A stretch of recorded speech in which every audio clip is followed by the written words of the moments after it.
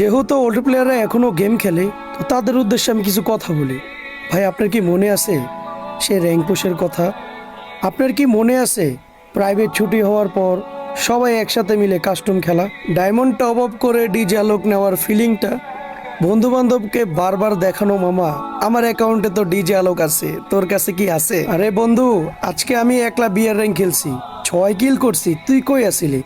এ মামা, গেমে ঢুকতো, আজকে বিয়ার র্যাঙ্ক খেলমু। মিয়া হিরোইকে উঠতে হইব তো, তুই কই তাড়াতাড়ি গেমে আবি না? আরে আয় আয়, তুই আমার লগে কত কাস্টম খেলোস, চল চল কাস্টম খেলি। আরে বটের ঘরে বট, তুই মারতে পারস না, উদা দিয়ে আমগো লগে খেলতে আইছস, তুই আমগো লগে পারস বেটা, উদাই কাস্টম চ্যালেঞ্জ দে। আরে বন্ধু, রাতে বের হইস তো, সবাই মিলে কাস্টম খেলবো আজকে, 4-5 জন মিলে মনে করে একসাথে মিলে জিলে খেলবো, দেখবো কে কত কিল করতে পারে। দেখ তো মামা, কি বিরক্ত লাগে, এই 10টার দিকে আপডেট দিছে, বিকাল 5টা পর্যন্ত আমরা কোনো গেমে ঢুকতে পারবো না, এত বড় আপডেট দিলে হয়?